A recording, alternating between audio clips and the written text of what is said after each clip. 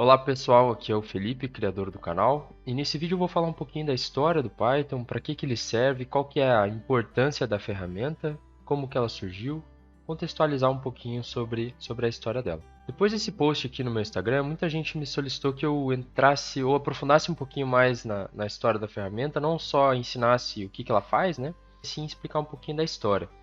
E eu achei bem interessante porque eu também concordo que quando a gente entende um pouquinho mais da história da ferramenta, quando a gente entende o porquê aquilo ali foi feito, qual que é o objetivo, a gente acaba se conectando um pouquinho mais com a tecnologia, né? A gente acaba se conectando um pouquinho mais com a história e, consequentemente, com aquilo que a gente está estudando, tá?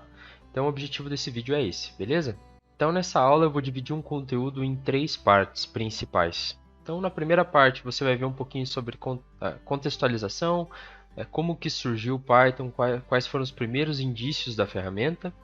Depois, um pouquinho mais para frente, eu vou falar sobre o porquê que a ferramenta é tão importante, a definição do Python, o que é o Python. E, por último, quais empresas que utilizam e como você pode utilizar no dia a dia. Beleza, pessoal? Então, bora lá. O pontapé inicial para a linguagem do Python foi lá em 1982, na capital da Holanda, em Amsterdã. Lá existia um centro de estudo chamado CWI, que é o Centro de Matemática e Computação.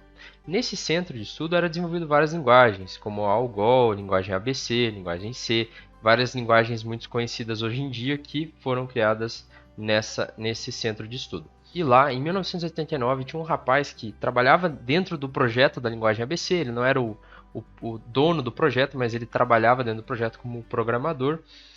E ele se deparou com uma dificuldade que ele estava tendo dentro da linguagem C, e ele precisava adaptar esse código de alguma forma para resolver aquele problema que ele estava tendo ali. E no meio dessa adaptação ele teve muita dificuldade com a linguagem C. Então ele parou e pensou assim, pô, por que eu não desenvolvo uma linguagem que facilite e eu consiga resolver esse meu problema? E foi aí o surgimento do Python, em 1989.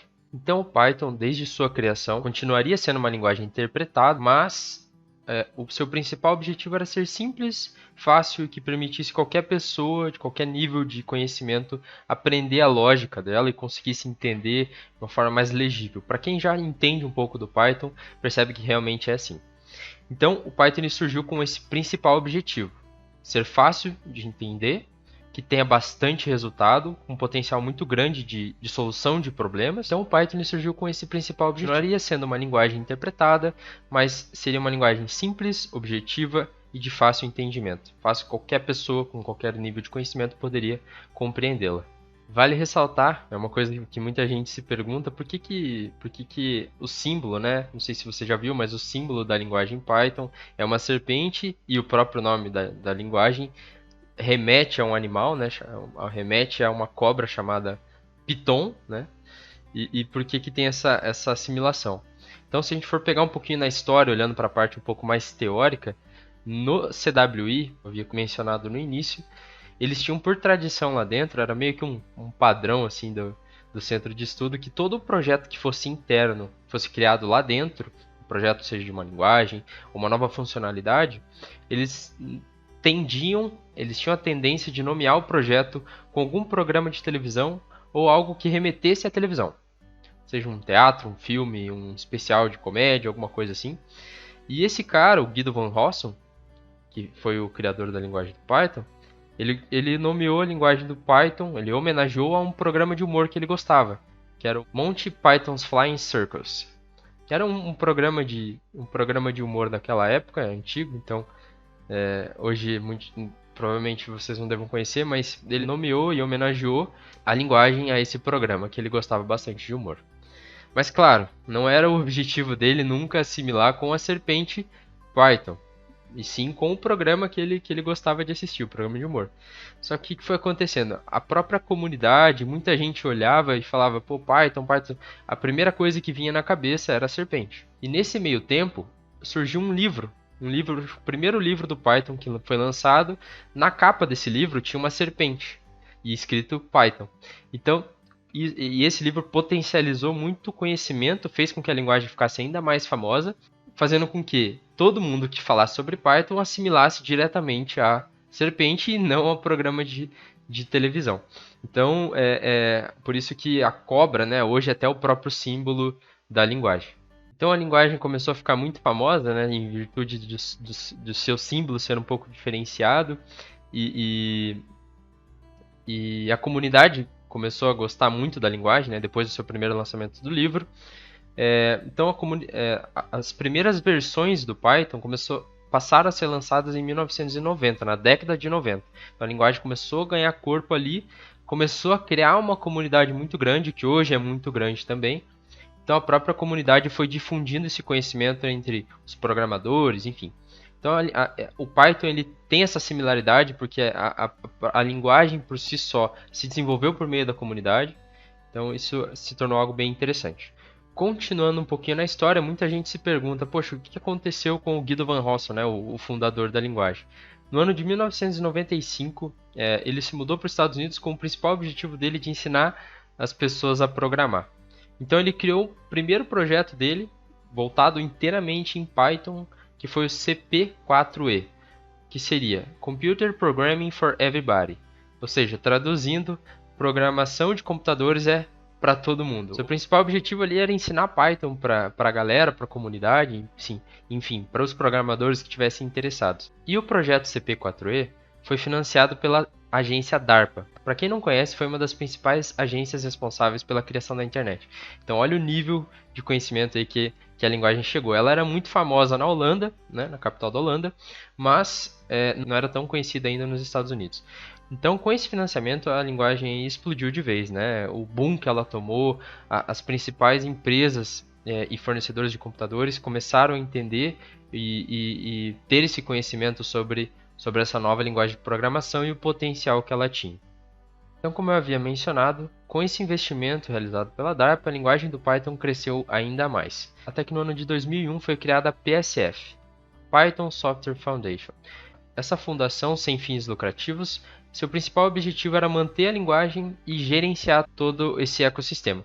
Então a linguagem ela evoluía de acordo com a comunidade, então a comunidade de programadores sugeriam novas ideias para linguagens, novas bibliotecas, novas implementações ou funcionalidades que ela poderia ter. Aí por meio da votação ali dos programadores dessa fundação, eles decidiam o que era melhor para a linguagem e implementavam essas novas funcionalidades nas próximas versões do Python. Então, tendo em vista esse boom e esse crescimento da linguagem, hoje essa fundação, a PSF, como eu comentei, ela tem como suas principais apoiadoras as principais empresas hoje de tecnologia. A Microsoft, Google, Meta, enfim, entre várias outras empresas, mas essas hoje são as principais. Tanto porque elas apoiam a linguagem, acreditam na linguagem, como também elas utilizam a própria linguagem nas suas entranhas ali. Então a linguagem ela foi ficando tão robusta e tão importante por meio da computação e programação, que hoje tem alguns sistemas que já vêm com essa própria linguagem instalada, como por exemplo o macOS, o Linux. Então no momento que você compra ou adquire um computador que já vem com esse sistema operacional, ele já vem com a última versão do Python instalada. Daí você já percebe que a linguagem está tomando conta cada vez mais e a sua importância, né, já é notável nesse momento. Tendo esse crescimento em sistemas operacionais, como eu previamente comentei, o Python também expandiu para a área de computação e IoT, ou Internet das Coisas, tendo vários projetos, sendo um dos principais deles o Raspberry Pi, que já traz no seu próprio nome o Pi, né, de Python, e nele você pode instalar o Windows, né, não sei se vocês conhecem, mas é um mini computadorzinho que você pode instalar o Windows ali, e a principal linguagem utilizada ali dentro para seus scripts, enfim, é o Python. Né? Ele hoje principalmente é utilizado no sistema educacional, por ter um custo muito baixo e um potencial de utilização muito grande, como também nas indústrias, para fazer sensoriamento de linha, monitoramento de processos, enfim. Partindo para o segundo bloco desse vídeo, agora nós vamos falar um pouquinho sobre a definição do Python. Então o Python ele é uma linguagem de propósito geral. Como o próprio nome já diz, ela não foi desenvolvida com um objetivo específico, um objetivo único. Como, por exemplo, a linguagem Java ela foi desenvolvida para desenvolvimento local, seja de aplicações para o próprio computador, como aplicações Android. O Python não. O Python ele foi desenvolvido com propósito de utilização geral. Ou seja, eu posso utilizar para desenvolvimento web, desenvolvimento mobile, desenvolvimento de games, desenvolvimento, enfim, tanto para desenvolvimento quanto também para a parte de analytics e dados. Então o Python ele foi desenvolvido com esse principal objetivo, ser de uso, funcionalidade ou uso geral.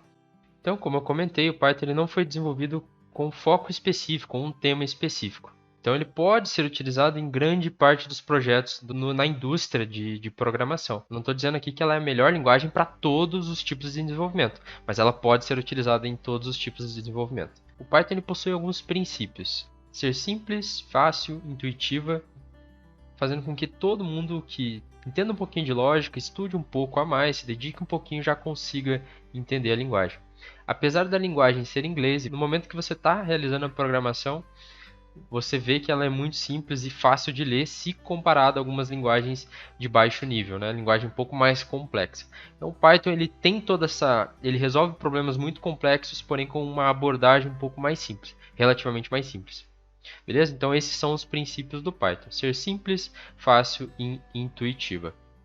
Vale a pena destacar também alguns outros pontos da linguagem que faz ela ser tão forte e fomentada hoje em dia. A linguagem ela é multiplataforma, então eu posso desenvolver o meu script, o meu software no meu computador, utilizar ele no meu celular, utilizar ele na minha televisão, utilizar ele num Raspberry Pi, posso utilizar ele num outro celular, um outro tablet, enfim.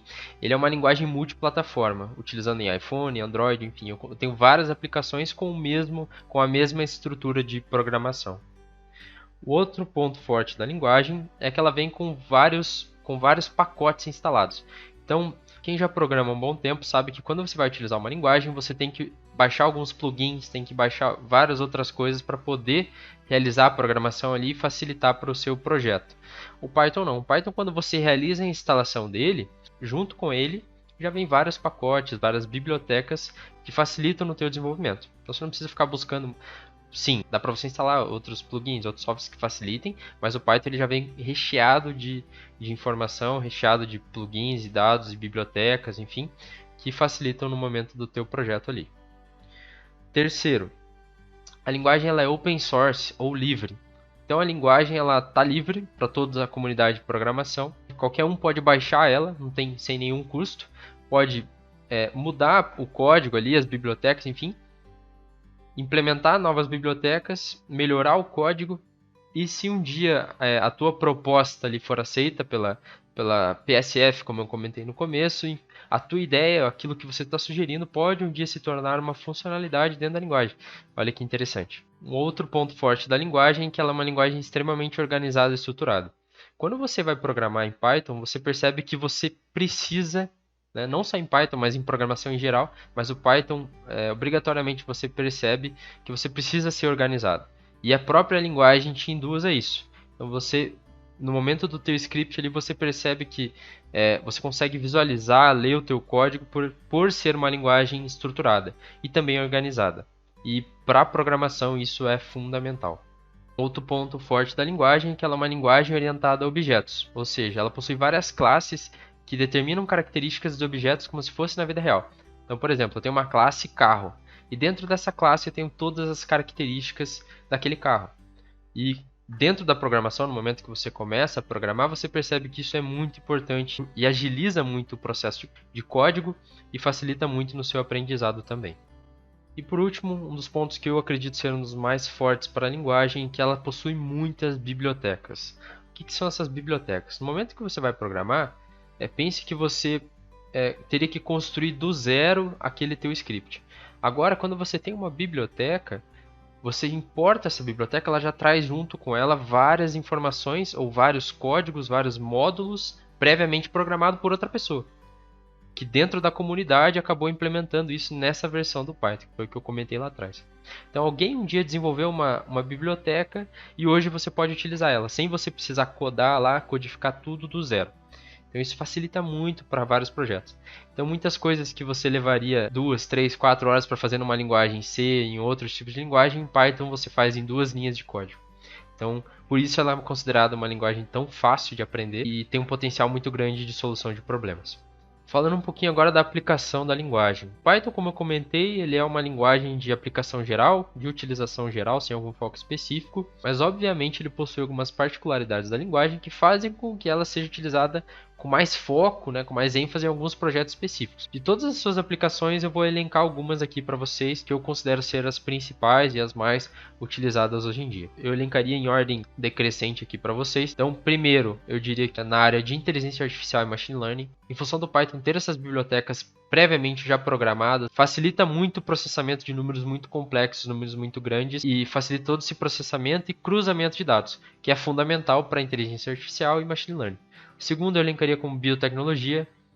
Hoje o Python ele é muito utilizado para essa área também, em função do cruzamento de dados que a gente precisa ter, e a rápida leitura, processamento de dados, processamento de informação e cruzamento de informação também. E por último, eu elencaria como computação 3D. Os principais softwares hoje, como Photoshop, Autodesk, a própria empresa Autodesk, softwares de renderização de imagem utilizam Python nas suas entranhas. Pelo mesmo fato do Python ter esse rápido processamento e renderização de imagem. Então qualquer programa que envolva renderização de imagem, o Python está lá.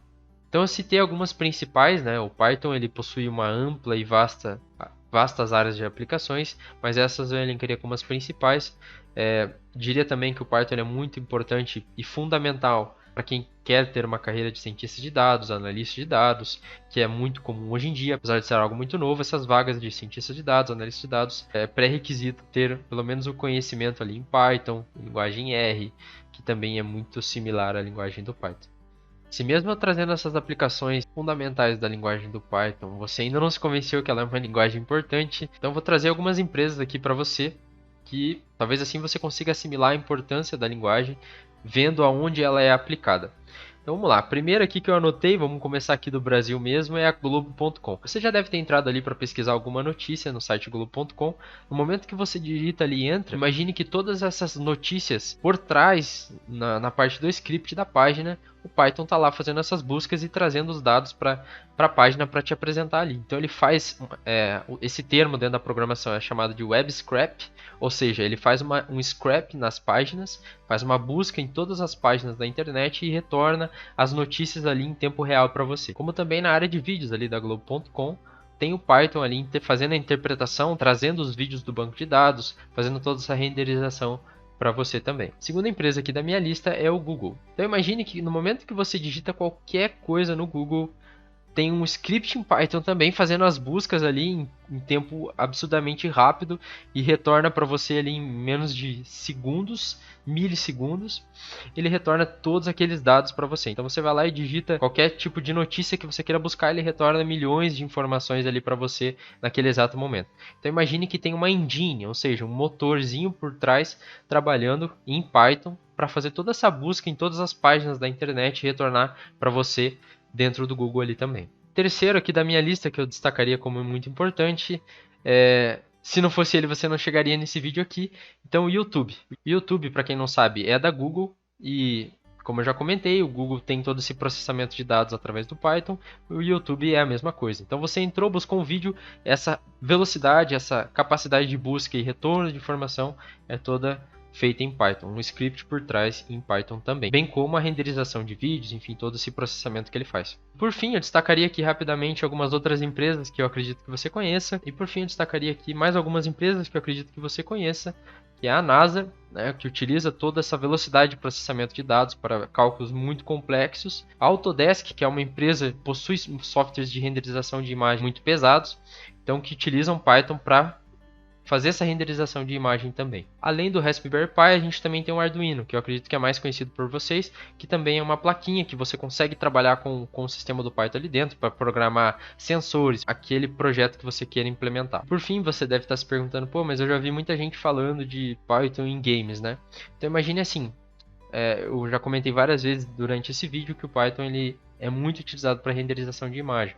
Então, ele pode ser sim utilizado em engines, ou seja, nos motorzinhos que interpretam as imagens nos games. Um dos games principais e muito famoso é o Battlefield. Você já deve ter visto em algum lugar por aí. O Python é utilizado para fazer esse processamento de imagem, tendo em vista que é muito pesado e todo esse processamento precisa de alta velocidade, interpretação e renderização dentro do jogo.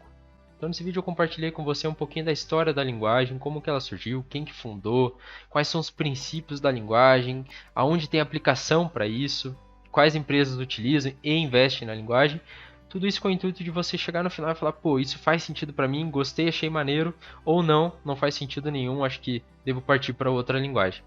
Eu espero que você tenha entendido o meu objetivo aqui. Por fim, você pode perceber que o Python é muito importante na área de, principalmente para quem quer seguir esse ramo de cientista de dados, analista de dados, enfim.